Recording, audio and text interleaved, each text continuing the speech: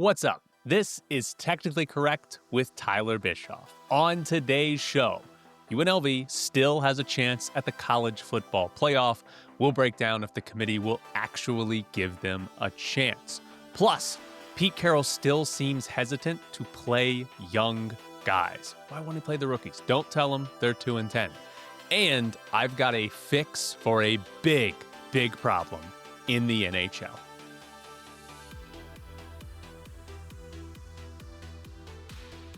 Today's episode is sponsored by Lily Pond Acres. That's my mom. She lives in the middle of nowhere in Mississippi with a farm, and she calls it Lily Pond Acres. She sells things, I think her animals mainly. So go to Lily Pond Acres, Google it, and I don't know, you can buy some cow meat maybe. So shout out to my mom. Also, the primary show sponsor, spoken for the rest of the week. You want to do it next week? Let me know. technicallycorrectvegas@gmail.com. Bischoff's Briefs is spoken for all of next week. So we're doing good. But if you want to sponsor the show, technicallycorrectvegas@gmail.com. Let me know. We'll do something fun. Here we go. UNLV still has a chance at the college football playoff. And here's how it could happen. First, important note. The college football playoff takes the 5 highest ranked conference champions, meaning that if 2 group of 5 champions are ranked in the top 5 of all the conference champions, there would be 2 group of 5 teams in the playoffs. And that's the key here because the ACC title game has 7-5 Duke playing 17th ranked Virginia. Duke is the key to UNLV's playoff hopes. So here's exactly what UNLV needs to play for the college football playoff. Obviously, UNLV has to beat Boise State in the Mountain West title game, have to be conference champs. Then they need help. The American champion, not really relevant here. They're basically guaranteed to be in the playoff. Tulane and North Texas, they're the 2 highest ranked group of 5 champions. Whoever wins that game is going to be one of the 5 highest ranked conference champs. So that game, not important to UNLV. But Duke must beat Virginia because Virginia winning will put Virginia in the playoff as the 4th highest ranked champ. But if Duke wins, that's an unranked 7-5 ACC champion, meaning they are the perfect candidate for UNLV to leapfrog for a playoff spot. But UNLV needs more help than just a Duke win. UNLV also needs James Madison to lose because James Madison sits at 11-1, ranked 25th, and in the Sun Belt Championship. If James Madison wins that game, it seems highly unlikely that a 2-loss UNLV would jump ahead of 1-loss James Madison. So UNLV needs to beat Boise State, needs Duke to beat Virginia, and Troy to beat James Madison. Then the College Football Playoff Committee will have to decide between Duke and UNLV for the final spot in the college football playoff. Here are the resumes of Duke and UNLV before conference championship weekend. Who are you taking? Now, the 2 metrics that I like the most are the ones that actually favor UNLV. Just a coincidence. SP Plus has long been my favorite college football ranking. I think it's the best one. I think it gives us a good look at how good teams are. UNLV's 41 in SP Plus. Duke is 53. SP Plus is a predictive measure. It's not a resume measure. So basically, SP Plus tells us that UNLV would be favored on a neutral field against Duke. I also, in this case, like strength of record because we have 2 teams with very different records and very different strength of schedules, right? If we forgot about the teams, the names, the other metrics, and what conferences they're in, if I just came to you and said, hey, one team is 10-2 and they played the 130th toughest schedule, and the other team is 7-5 and they played the 74th toughest schedule, who's better? Because I have no idea. I don't know which of those is more impressive because it's 3 more wins, but it's damn near the worst schedule in the country versus a middle of the pack schedule for Duke. Strength of record tells us UNLV is more impressive. Strength of record is telling us that they are about 20 plus spots better than Duke in strength of record. So I like that because that comparison is hard to do on your own. Now, FPI favors Duke, game control favors Duke. I do like game control as well because it's basically telling you like how much control do you have of your games. And the good examples for UNLV this year is the Nevada game. They were in control the entire way. That was never in doubt. But the Air Force game, back and forth, you score on every drive, both teams, and the Utah State game where Utah State's kicker could make a field goal, UNLV loses. Those are games where UNLV won, and they get credit for winning those in most of these metrics. But the game control, not very high because they weren't in control. So I do like game control. I think it tells us about the quality of a team, and that does favor Duke, despite having 3 more losses. I think the big takeaway here, though, is you look at these metrics of these two teams, it's a toss-up. Duke is higher than UNLV in some, UNLV is higher than Duke in some, and neither one is like a top 20 team in any metric. There's nothing you can point to that's like, oh, look, UNLV is 18th best or Duke is 11th best. That doesn't exist. These teams are not top 20 in the country. And these metrics kind of show us, all right, there's some things where they're a little higher, but they're both kind of average college football teams this year. And the metrics don't give us a clear indication of which team is actually better, or at least significantly better to make that argument. So I do think legitimately a toss-up between Duke and UNLV. Now, I think there is a big problem for UNLV if this scenario plays out, right? Duke and UNLV winning their conference championships, James Madison losing. And those being the two teams the committee discusses here. And the big problem is that Duke plays 17th ranked Virginia. Virginia's around the 30 mark or better in most metrics. Boise State, who UNLV plays, is kind of in the 50s and 60s. So the metrics that we just looked at going into conference championship weekend, if both UNLV and Duke win, Duke's probably going to move up more in a lot of these metrics. It does matter how you play. Again, game control is about the game. If UNLV is leading by 3 scores for the entire second half, their game control is going to shoot up. Whereas if Duke wins a last-second game, their game control is not going to shoot up. But in theory, or generally speaking, beating Virginia is going to be more impressive than beating Boise State. So the metrics are probably going to go up for Duke if both of these teams win. And I think the committee will look at it and say, well, they beat Virginia. And that will be Duke's best win on the season. That'll be better than any win UNLV has. Boise State would actually be UNLV's best win in this scenario. You can also look at the losses. Duke's worst loss, despite having 5 of them, is still better than UNLV's worst loss on the year. So I think that's a big talking point as well. Best win, worst loss type of thing. Duke's got the edge in both.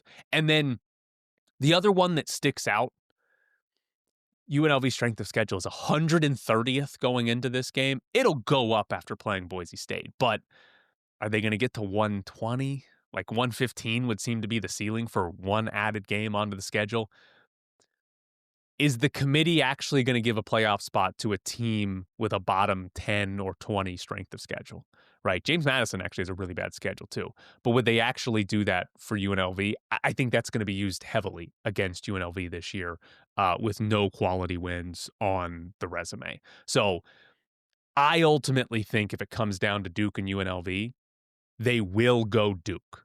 But I do think it's close. I think it's a real conversation because the argument against Duke is simply that they have 5 losses. Like that's the argument. There's 5 losses. They would be 8-5 in this scenario. Does the committee want a 5-loss team in the college football playoff? We're only putting 12. How the hell's the 5-loss team getting in? Being 11-2 looks prettier. Even if you ignore the other metrics that might be favoring Duke at that point. So I do think the loss column might be UNLV's biggest thing to just say, hey, sure, their schedule is more difficult, but how many chances do they need to show us they're not actually that good? So that would be UNLV's best bet, is just that it's 5 losses, and maybe the committee says there's no way we're putting in a 5-loss team into this college football playoff. So this weekend, schedule-wise, it sets up potentially Very dramatic. UNLV plays Friday at 5 p.m. Again, they've got to win that game. They don't win that game, none of this matters. But Troy and James Madison also play on Friday. Their game kicks off at 4. There is a chance that this is over before UNLV's game with Boise State ends. James Madison wins, and UNLV is like, all right, we can't finish ahead of James Madison, and that knocks us out.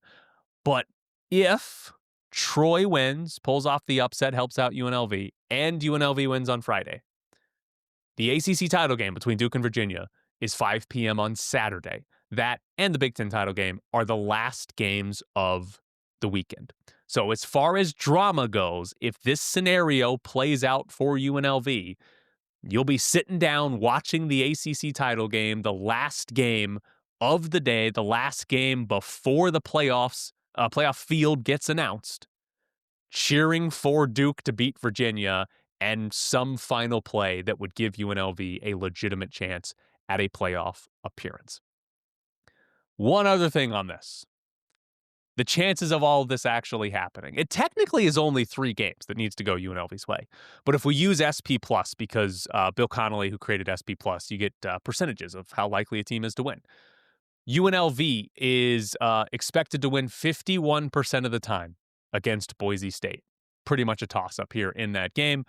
Duke has a 32% chance to beat Virginia. It's not as low as you think. Basically 1 in 3. Duke of beating Virginia. The big problem is Troy. Troy, according to SP+, has a 10% chance to beat James Madison. And so the issue is if you take a 51% chance, a 32% chance, and a 10% chance, and you need all of them to happen, the chances of all 3 happening is 1.6%. That's not very high, but it's not 0. There's 1 weekend of college football left before the playoff field is announced, and UNLV's at 1.6%, not 0. And by the way, they're not even at 1.6 because that could all happen and Duke could go ahead of them. But 1.6%, that's the number you should take. So UNLV's still alive. It's still a real thing, and that's what you need to be cheering for if you want to see UNLV in the playoff. There's one other thing in UNLV football that I want to talk about. And this is all hypothetical. There's no reason to think this actually happened. But 929 ESPN in Memphis, they were suggesting that Memphis should go after Dan Mullen. Memphis lost their head coach to Arkansas. They need to hire a new head coach. And Dan Mullen was a name that was thrown out there. I don't think there's any actual reporting behind that. It's just, hey, what name should they think about hiring? But it got me thinking. Would Dan Mullen leave UNLV for another group of 5 job? By the way, are we supposed to call it group of 6 now that the Pac-12 is going to exist? But would he leave for another group of 5 job? First off, on the money side, Mullen might not even get a raise from Memphis, right? His current contract to UNLV is $3.5 million per season. Memphis was paying their last coach, Ryan Silverfield, $2.45 million per season. More than $1 million less than what Dan Mullen's getting.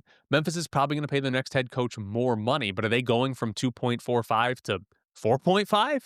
Because for Mullen to get $1 million raise, Memphis would have to go up by $2 million on what they were paying their previous head coach. So I don't know that even there's not even a money oh yeah, Memphis can outpay UNLV, because I don't know if that's the case. And obviously that's a big reason why Dan Mullen might leave, because somebody's going to pay him a lot more money than UNLV is. But beyond the money, is Memphis a better job than UNLV right now? And I think there are a few things to look at. The first one is the conference, which is going to be a problem here for UNLV. But UNLV is about to be in a much worse conference, right? Is the new Mountain West going to get any respect, right? What is 11-1 Mountain West champion UNLV, or I guess 12-1 Mountain West champion UNLV look like next year? Are they basically James Madison? Where, all right, here's your pity, ranked 25th in the country. If Duke wins the ACC, you get to be in, right? Because the American's going to be the best group of 5 conference after the Mountain West Pac-12 disaster that's happening out here. The American's going to be the best. And so probably any year an American champion is 10-2 or better, they're probably going to be it. So conference-wise, I think UNLV's in a worse spot. Also, beyond that, and this is the bigger question for every university, but are either one going to be in a power conference in the future? I think power conferences have already told us they don't want UNLV or Memphis. I think they'd both be in a power conference if the power conferences wanted them, and they're not. So I don't know that either one's getting added. They are certainly both near the top of the list. If there is more expansion from power conferences, I don't know that either one is necessarily higher than the other. It probably depends on which conference expands, right? If the SEC was adding or the ACC, they're probably looking at Memphis before UNLV, whereas the Big 12 would look at UNLV maybe before Memphis. But I don't know that either one's getting in, and they're both sort of in the same spot where they're top of the list, but probably don't get in anyways. So power conference wise, it sucks to be where UNLV and Memphis actually are. Also, just from a coaching standpoint, I think both jobs give you the opportunity to get a power conference job, right? Ryan Silverfield literally just took the Arkansas job. Barry Odom just took the Purdue job last year. So you can clearly come to these schools and get a bigger, higher paying job in a power conference, which is probably a positive note when you're hiring a coach at one of these schools. But the other part is just how good of a program overall are they? UNLV's been awesome for 3 years. Memphis is still probably ahead of UNLV in that regard. Like UNLV's been very, very good the last 3 years, better overall than Memphis, but I still think you'd take Memphis over UNLV right now. And then the one part that I'm not really sure on who would win the comparison here, but this is big for all Group of Five schools. Who's got more NIL money and revenue sharing? Is Memphis going to be better than UNLV at that over the next 5 years? Is FedEx going to be pumping that money in because FedEx is a huge sponsor there and, like, in theory, has enough money to throw around there?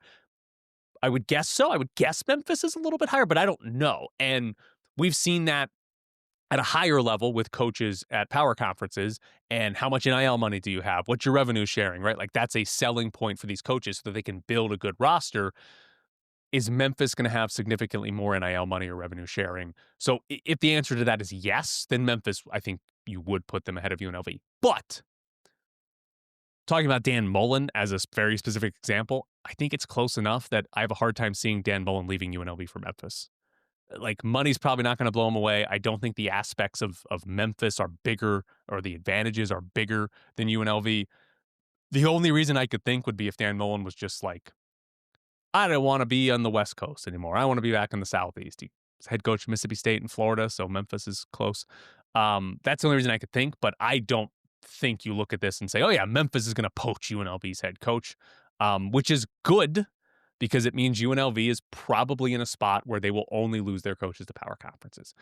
Obviously, that happened last year, and that's not always great, but you don't want to be the school, that loses your coach to another Group of Five. You want to be at the top of that chain so that you only have to worry about the Purdues of the world swooping in and taking your coach. Also, by the way, whether it's him using Memphis or any other job, Dan Mullen's getting a raise, right? He went 10-2 in his first season. He's playing if they win, he's playing won the conference championship and that 1.6% chance they're in the playoff. He's getting a raise after 1 year, right? I think a good coach, good agent, I should say, is getting a raise out of this season for Dan Mullen. But now it's time for Bischoff's Briefs.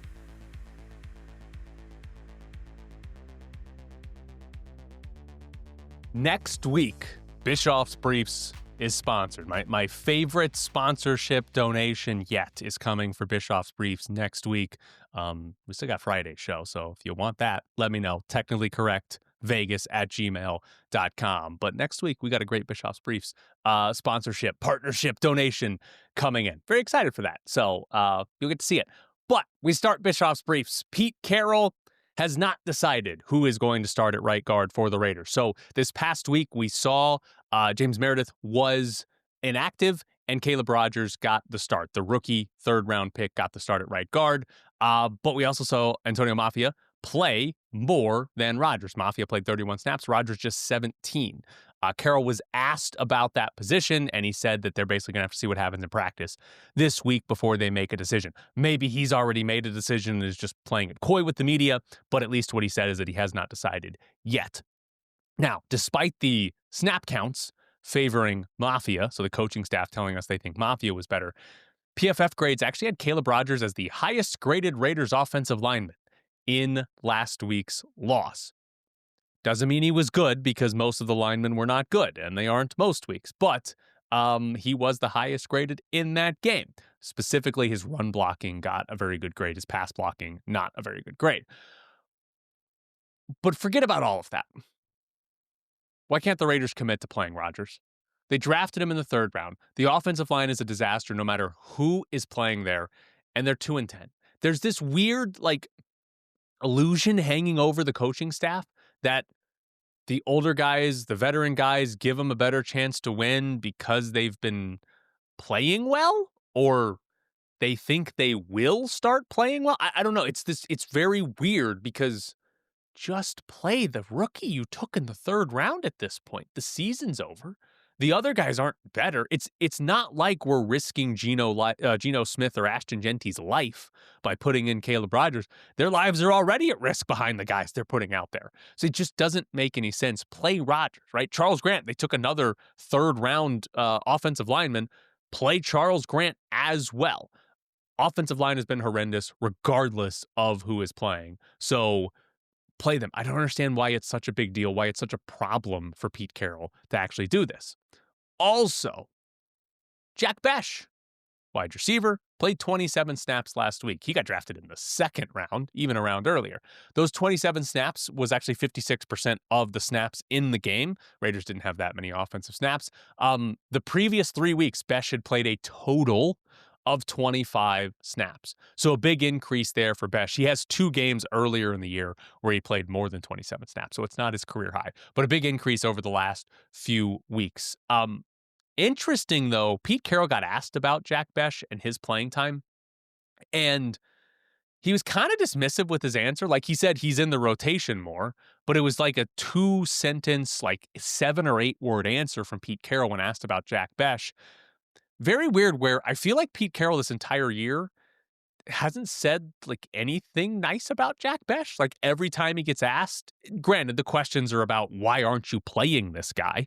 They're kind of pointed hey, you're making a mistake, but it doesn't seem like there's been any sort of love for Jack Bech and what he can do or could do or why they drafted him. It's just sort of he exists. He's got to earn his playing time. The details have to be better. I don't know. It's very, very strange. And again, this team is 2-10.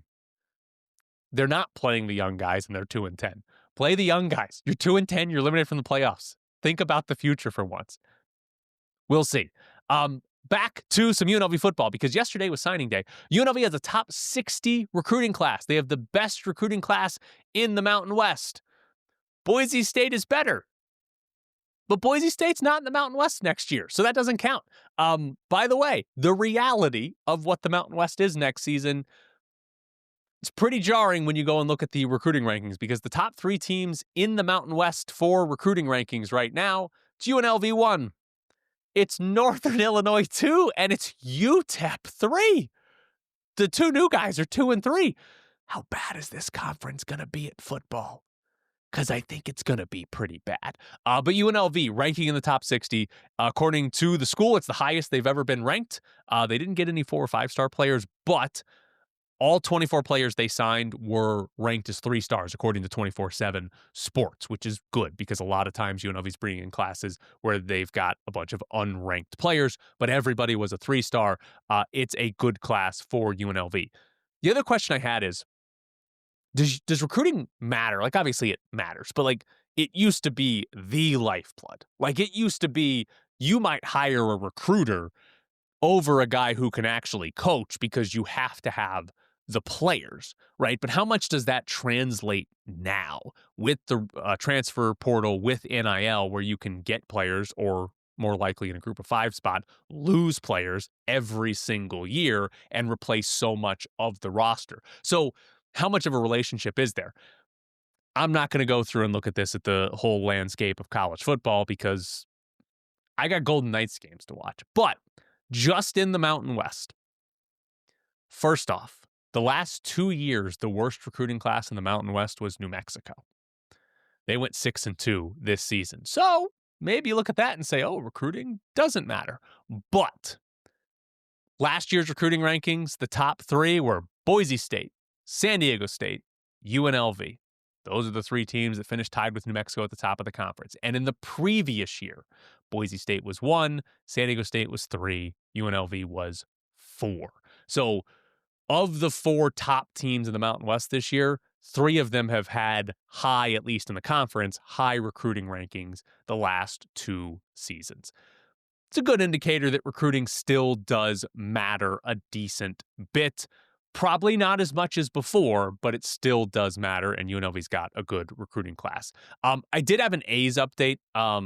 Super Galaxy on YouTube reminded me, thank you, Super Galaxy, that Goldman Sachs is lending $300 million to John Fisher for construction of the A's ballpark here in Las Vegas. I had forgot about it yesterday when we were going through the money that's coming in for Fisher and how much does this ballpark actually cost? So you have that $300 million coming in. It's also $350 in public funding, $70 million from the group with Chan-Ho Park and Suga from BTS, and then it's $175 million from Aramark. Again, I'm not 100% sure on how much of that 175 goes to the ballpark, but we'll just say all of it for the sake of this. That's $895 million. Obviously, you've got to repay the loan, but that's $895 million in outside funding. Last ballpark estimate was around $2 billion. Is John Fisher putting up effectively $1.1 billion for this ballpark?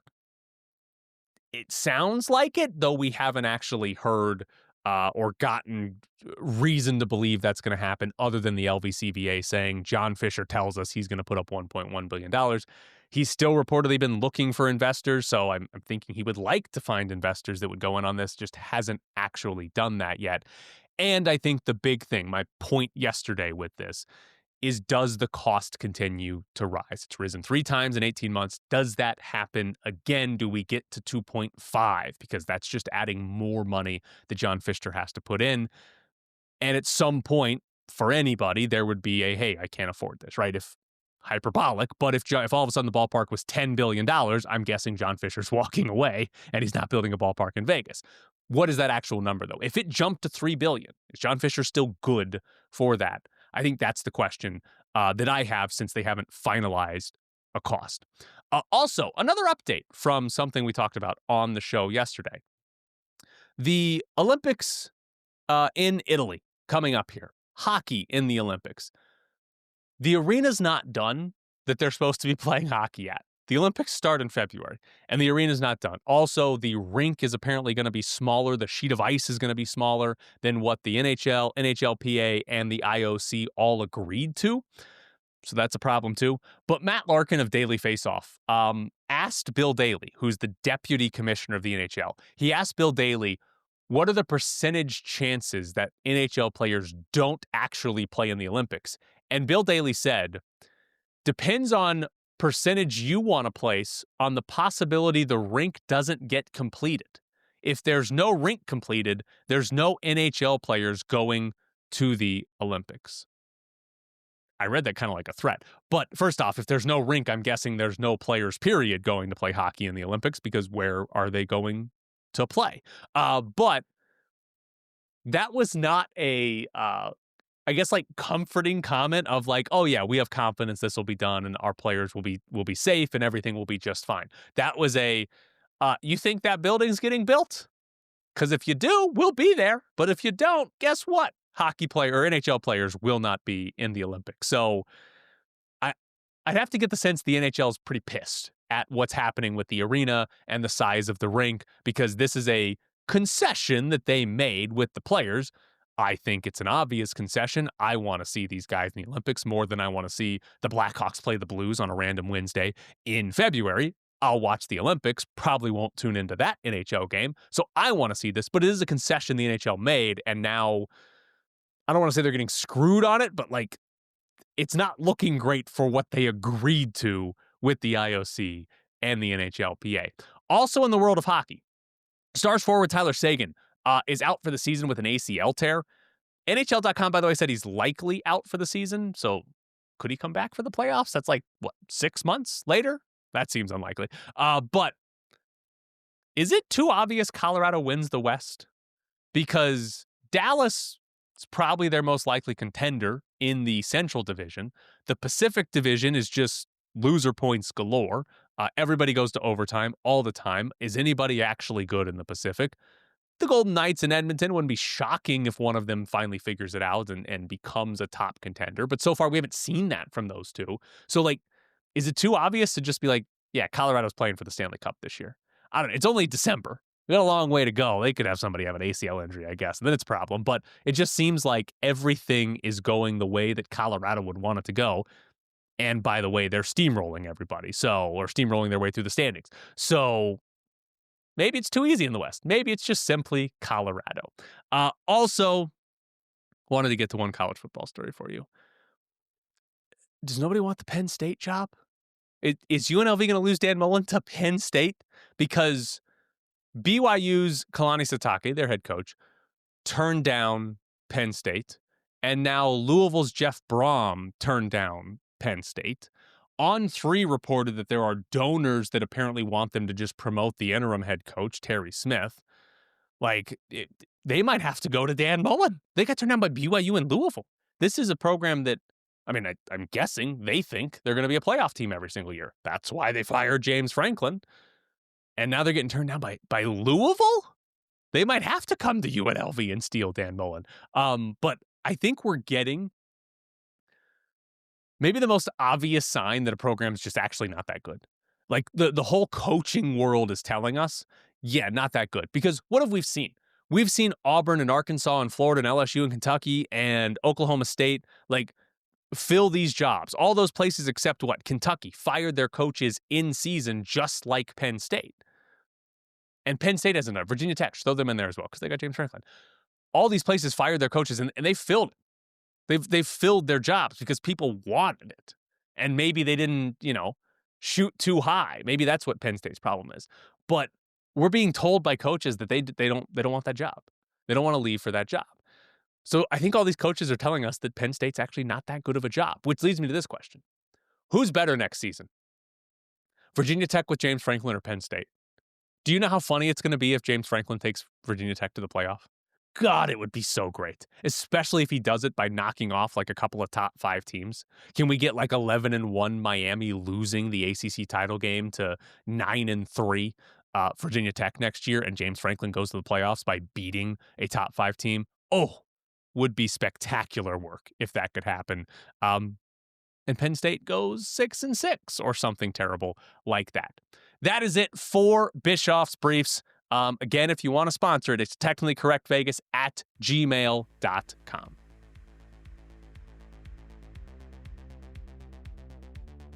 We are going to go back in time, basically a week right before Thanksgiving, because the story I've not gotten to this week that I did really want to talk about, and it's your fault because I didn't have a show last week to actually talk about this, but UNLV played in the Players Era Tournament, and the question I have, I'll put the question out there first.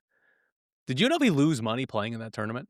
So the Players Era Tournament likes to brand itself as the tournament that gives every school's players $1 million in NIL funding.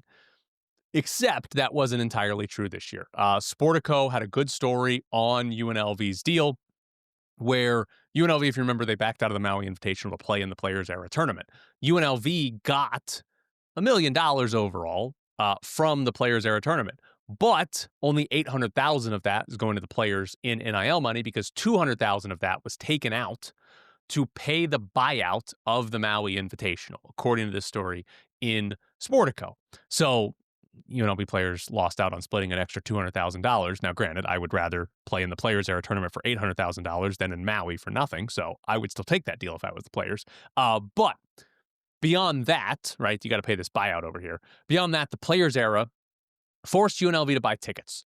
UNLV, according to the story, paid $202,000 to buy 1,500 tickets to each game of the Players Era Tournament. And then UNLV, in theory, is supposed to sell those to their fans and could price it at whatever they wanted.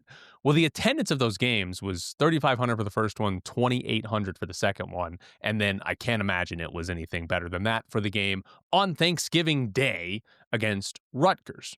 But did UNLV actually sell many of those tickets, right? For the game on Thanksgiving, I looked on Wednesday through UNLV's site, And to buy tickets through UNLV's site, it was $170 per ticket. That was 3-4 UNLV against 4-3 Rutgers at 1:30 on Thanksgiving Day, and it was $170 through UNLV. Pretty sure you could buy them on the secondary market for much, much cheaper, but I don't think UNLV gets money from that. They'd have to sell their tickets, which they had $170. That's a wild price. So I think there's a legitimate chance UNLV took like a six-figure monetary loss to play in the Players Era tournament, which isn't necessarily a bad thing if you get something out of it. This is the biggest tournament, non-conference tournament in college basketball, right? And UNLV got to be a part of it. This is going to be good in theory, right? A bigger scale example of sort of paying for a better scenario. SMU agreed to join the ACC and take no television money, right? Which is a horrible idea because the whole reason you want to be in these big conferences is for the TV money. But they've got a booster that was like, no, get in the ACC. I'll pay you what the TV money would be. Basically, this guy is funding the athletic department without that TV money coming in. So SMU bought their way into a power conference, right? They went to the college football playoff in year one. It paid off, right? So that worked out for them. They bought their way into something better. UNLV, in theory, bought their way into this premier tournament. What did they actually get out of this? They got horrendous time slots. They tipped off 9 p.m. tip-offs on Monday and Tuesday. First one was actually at 9:20, but 9 p.m. tip-offs on Monday or Tuesday, and then a 1:30 tip-off on Thanksgiving Day. Head-to-head with Kansas City and Dallas, right? Nightmare. It would be hard to pick 3 worse time slots to play college basketball on Thanksgiving week. Technically, Wednesday at 9 p.m. would be worse than Monday or Tuesday, but it would be hard to pick 3 worse time slots.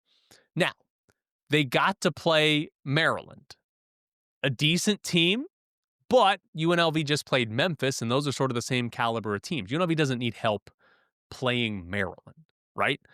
Then they got to play Alabama, who's a legit Sweet 16, maybe Final Four caliber team. That's probably helpful. UNLV doesn't just get those all of the times, but they also lost that game by 39 points. I know there's a lot of injuries. It's not really fair to judge Josh Pastner, I think, on a game like that. But if we're looking at this as like, what did UNLV get from it? A blowout loss to Alabama doesn't really do a whole lot. And then they played Rutgers, who's a bad team, right? They're outside the top 100 in Ken Pom. That's a team UNLV, or a level of team UNLV, can easily get for a game. They also lost that game. So what they actually get out of this as a team, I don't think anything. I don't think last week helped them at all as a team. And again, the injuries, it's hard to predict that, and you can't really blame them for it. But I don't think they got anything out of it as a team. What they got is the current players on the team get to split $800,000, which is great for the players. For the individual players, phenomenal. They should be making as much money as they can. It's great for them. But like from a fan perspective or just from a program perspective, that sucked. Like last week as a UNLV basketball fan, was there anything fun? Was there anything enjoyable about it? You got the worst time slots, lost all 3 games, blown out in one of them. So there's like no television exposure. There's no one in attendance for these games. Nothing happened to help this team like make an NCAA tournament. Like, was there anything fun? That's the big thing from that is like UNLV might have paid to play in this tournament and then nobody got anything out of it. Like the only thing that I think you can really point to is that, hey, we were in this tournament. We might be in this tournament in the future. And so when you're recruiting or when you're trying to get guys out of the portal, you can say, look, we played in that tournament. That would add some NIL money if we're in it again or in it while you're here. That's it. But that's really like reaching. You're really going out there being like, hey, we played in that tournament. So if you come here, you might make a few, like we're reaching there as far as how beneficiary this is. I also do have a question. Is the Players Era tournament making money? Like, genuinely, these types of tournaments, the non-conference college basketball tournaments, they don't make a ton of money. CBS Sports had a story, and they said that prior to the Players Era tournament, these non-conference tournaments, the best ones, would make like $1 to $2 million in total. The Players Era tournament is spending $20 million in NIL funding. That's an expense that these other tournaments don't have. So, good tournament makes $2 million. You come in, you run a good tournament, you make $2 million. But we're also paying the players $20 million that other tournaments do not do. So now we're negative $18 million. I have a hard time believing they're actually making money on this, but they're expanding to more teams next year. So maybe they are, or maybe they don't care, right? I think private equity is behind this. Maybe they simply don't care about actually turning a profit on these games. It's more about controlling something and consolidating something.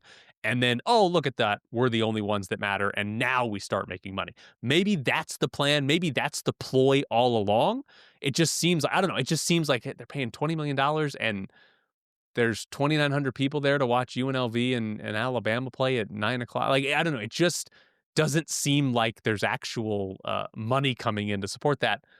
But maybe there is. They're expanding. Players era doesn't seem to be going away. I'm guessing 5 years from now, it is the non-conference tournament. It's the only thing we talk about. And it's the thing we look forward to in college basketball because they're getting the best teams to come and play on a regular basis. So it's probably going to work. I just don't understand how. All right. Want to wrap up the show doing something fun. So if you have followed me before, you have almost certainly heard me say hockey is dumb.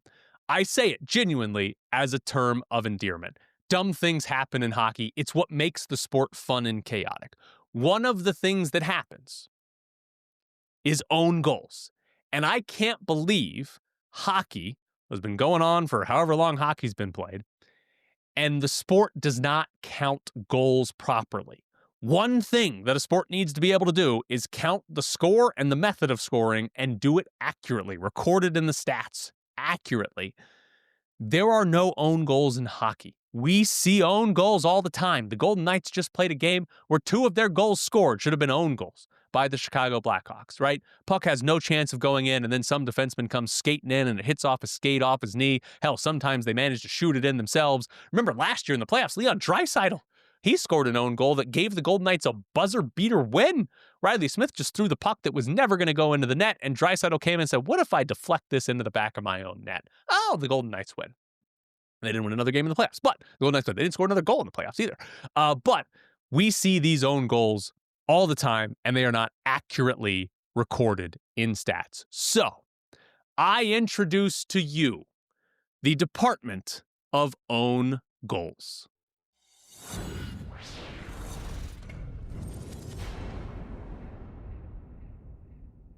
Tuesday night in Las Vegas, Golden Knights forward Ivan Barbashev was awarded a goal in the first period. As the video shows, Barbashev picks up a loose puck in the neutral zone, then attempts to pass to teammate Braden Bowman. The puck is redirected across the goal line. Barbashev's pass is broken up by the skate of Blackhawks defenseman Wyatt Kaiser. After hitting Kaiser's skate, the puck ends up past goaltender Spencer Knight and into the net. This is an own goal. It is important to note that some goals are scored after defenders deflect a shot past their goalie. This is not such a case. Barbashev is not attempting to shoot. The puck is not traveling on net. Barbashev is passing. Barbashev is not trying to score. To summarize, this is an own goal. Barbashev has not had any other goals reclassified. The Department of Own Goals has reclassified Ivan Barbashev's goal as an own goal scored by Wyatt Kaiser.